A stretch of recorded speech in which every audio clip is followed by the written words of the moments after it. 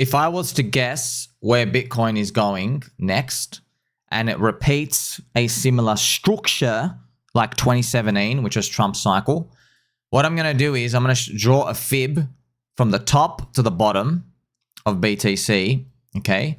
So we have these prices here. So we have just cleared the first fib here, which is $101,000, okay? The second fib extension is 155. The third one is 208. And the fourth one is 241. What I think is going to happen, my guess is we are going to go to this second one, the second fib extension here, which is 155K, okay? This is 155K. I think we're going to go up here and we're going to do what we did in 2017 was we go up and then we come back down a fib extension. And everyone thinks it's over. And then we go up again above. That's what I'm just guessing is going to happen. So Bitcoin goes to 150. Everyone thinks it's over. It comes back down to 105, 108. Everyone says it's totally over, bro. We hit 150, it's all over. And then I think it's going to be a believer's cycle. And we're going to go up to the next fib, 208. This would give us this 208 up here. This would give us a $10 trillion crypto industry. Because to get a $10 trillion crypto industry, we need a $200,000 BTC, which is here. Okay, it would be here. See, as you can see, crypto 10 trillion, this point, you need Bitcoin 200K.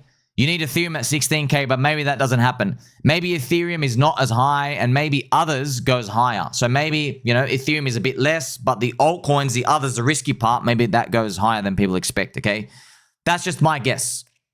Because I actually want to show you, we did this in 2017, okay? Now, not the exact fib levels, but that was obviously Trump's last cycle, okay?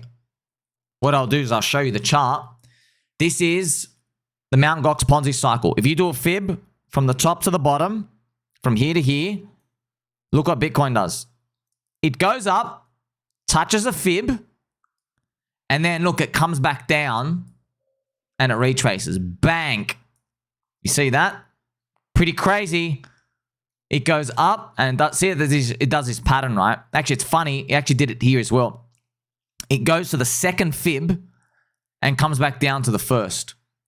And up here, it goes to the fourth, comes back down to the second. So you see that? Up here. Bang. Now, this one keeps continuing. We might find, if we go, so remember, what I'm going to do, I'm going to show you the numbers. This would be like us right here. This is our 100K. We go to 155, come back to 100K, go to 209, come here, and everyone's going to think SuperCycle. But maybe, I don't know, something bad happens and just we have a traditional bear market and it repeats all over again. Okay, obviously there is a chance of a SuperCycle, but I don't know. We'll see about the Coinbase App Store ranking. So I'm just taking a stab here. This is if you put a gun to my head, I go, well, this is what I would guess. There's the 155. Come back down. Everyone thinks it's over. Back to the fib around here. And then bang, up there. And then there's obviously, we come back down to 155. Everyone thinks it's going to continue. But I'm just going to guess this is going to be a failed high and something's going to happen. And everyone says, oh, don't worry, adoption's great. And we're going to capitulate. Now, I don't know how high the capitulation will go. I don't know.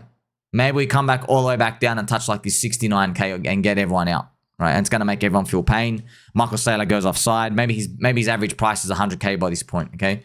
Now, obviously, I just drew some squiggly lines. I don't know what the hell's going on. No one does, okay? But markets do repeat stuff like this, where it's like, hey, it's a Trump cycle. You go to the fib, come back, retrace, bust the next fib. Everyone thinks it's going to keep going, And that's what we might find, right? And people, you can see everyone getting trapped, right? If Bitcoin hits 200, comes back down to 150, why would that trap everybody? It would trap everyone because, all the Jeets friends, name a KOL, they're going to be selling Bitcoin. They're selling Bitcoin right now, by the way. Name a KOL. Name someone you watch on YouTube, they are selling right now. Right, like literally right now. Yeah, because I've been I know. I've been watching them. They're selling literally right now. They're starting to sell. Even though they're telling you Bitcoin's going to 500K. No. They're selling right now. All right. So we have to embarrass them though, because it's a believer's cycle. So how do they get embarrassed? Well, those people selling here, right? If they're going to believe that the cycle's over. So this is going to be scary. It's going to be scary. We will probably see a lot of people say that it's literally all over at this point. Yeah, it is going to be scary. It's not going to be easy. We come back and we come back down here.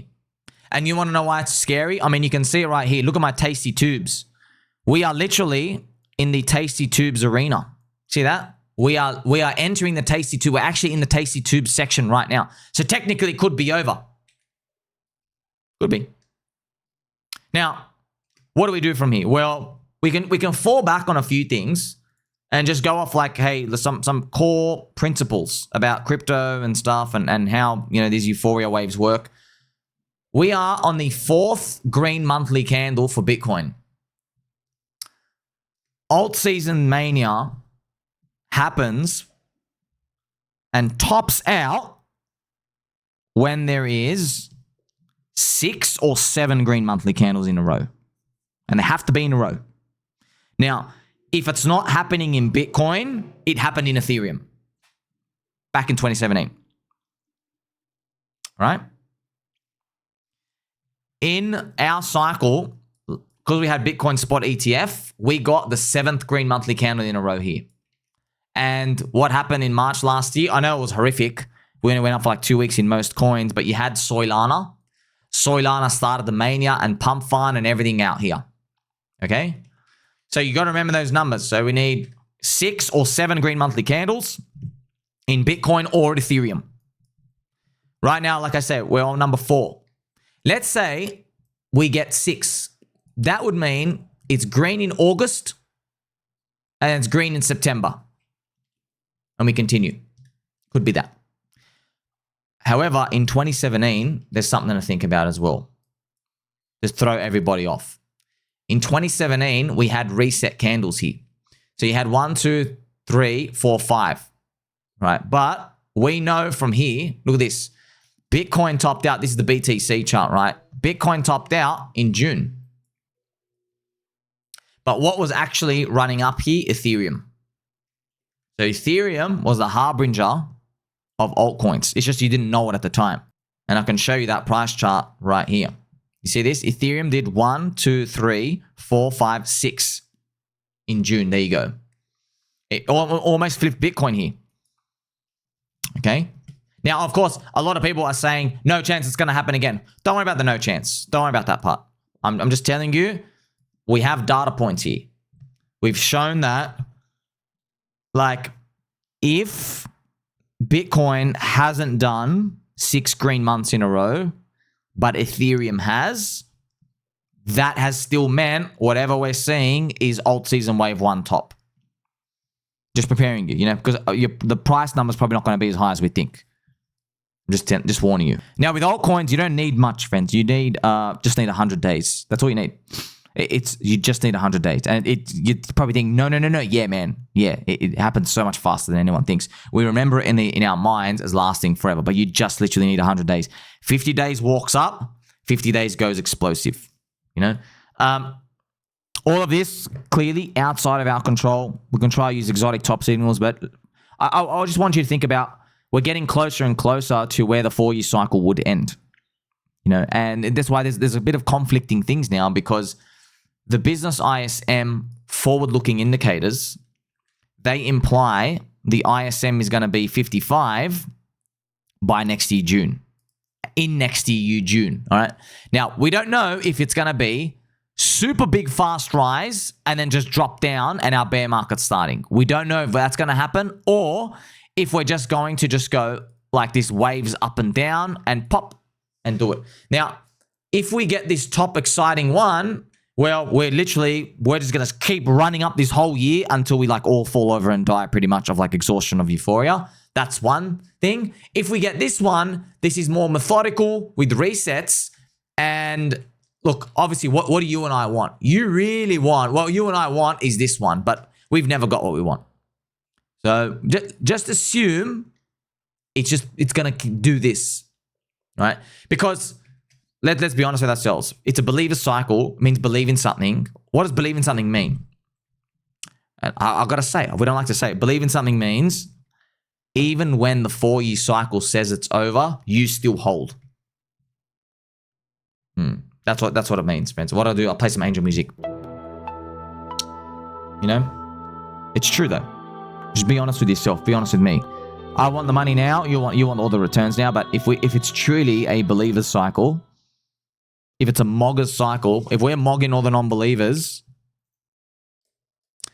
yeah, it might come down to the point where they are all exiting because 4-year cycle says it's over. By the way, 4-year cycle says it's over right now, between now and the symmetry is meant to end in October. So I'm just saying, like, and think about it. Everybody's so reserved. If we're running up still next year, let's say Bitcoin makes a new high next year in like March and it hits a 200K or something, that's going to throw everybody off. Everyone. Absolutely everyone. Because then they'll be like, oh my gosh, the formula doesn't apply anymore. SuperCycle's here. That's how I imagine in my mind everyone goes, you know what? Screw it. We're never going down, baby. That's in my mind. Because right now, look at you, look at me, look at all of us. All of us are scared. We all got anxiety. No one wants to hold for another 4 years. It's been the worst experience of all time. We've had the worst business cycle. Just literally everything that could have gone wrong has gone wrong. And the only people that hasn't gone wrong for are Bitcoin and Soylana people. Guess what? It's probably going wrong for them now. They just don't know they've topped out already. That's the thing. Because they think in their mind, say Soylana people think they're getting a $1,000 or $2,000 soy. They think, oh, the Soylana ETF's not priced in. We're going to go amazing. You see, and Bitcoin maxis think that they're going to get like the hyperbolic blow off top and that all these countries are definitely not going to touch BNB and XRP and altcoins and Ethereum. They think they're definitely not going to do that. You're just pricing yourself off the past 1.5 years. You think it's going to keep going forever. I say fat chance, okay? So that's what I've done is I've isolated who thinks they've actually won. And I'm like, it's just you've been running up for 1.5 years. We know that's a danger in crypto. It's just that you think you're going to keep running up forever. So you see what I mean? It's not so easy. So that's brings us to where we are today, friends. If it's a believer cycle, yeah, man, like I don't want this to happen, but like it has to happen like this. We got to get the 4-year cycle Jeets out. Yeah. Because think about it. When we do finally get to those extraordinary prices, look at the story we went through. We went to the point where the market says, hey, are you scared of another 4-year cycle downturn? Now's your chance to exit. And then you stand there and say, no more soy. I'm willing to hold another 4 years. Yeah. Just think about it. Think about it playing out from the perspective of a movie, a video game. It's like you're putting it all on the line now. Right? Now, it's not about what you and I think. It's about what the market thinks. But all I'm just telling you, friends, is I'm here 18 hours a day. I can read the crowd. That's what I do. I'm literally here 18 hours a day. I know the deep psychology of all of us. I know what we're all thinking. I speak and I watch to everyone. I know what we're all thinking. Everyone thinks they're going to be a genius and they're going to be selling this year because it marks the 4-year cycle top. And you know markets, when everyone is doing that, guess what? There's no one to buy Euphoria. No one gets euphoric because they're already thinking about the sell point. The only way you get euphoric is when people have disconnected all their emotional fears and they go, oh, I'm so optimistic about the future. I've let go of my money, capital allocation units, and I don't need them back for another year. Oh my gosh, I'm so happy because we're going to go so much higher. Okay, but we can't get to that point when you, me, Tom, Dick, Harry, and every crypto KOL is saying, oh, we got to be taking profit. Look what happened in the past 4 years. Plus, they're saying, oh yeah, sell your altcoins into Bitcoin. Sell them because Bitcoin's going to be strong. Bitcoin's going to rally in the bear market, right? It's yin and yang, yeah? You don't get one without the other. For example, friends, if I have an elastic band and I have attached a peg into the elastic band slingshot. You know? I can't get this peg to hurt you unless I pull the slingshot back really far. And then I slingshot it at your head. You get it? It's yin and yang. So you don't just, you know, if I just have a peg in my hand, you don't get hurt by it. You're like, well, you need a slingshot to pull it back first. That pulling back motion has to occur. In markets, what does that mean? You know, it's some sort of positive flywheel ignition that makes everyone go, oh my gosh, the sex robots are coming. But we don't need them. You want to know why? Because we got Spoonie. We got friendship. It's all outside of our control. Nothing's perfect, friends, but nothing ever was. We're still going to make it. Navigating uncertainty. Like, subscribe, belly button, all. Catch you soon.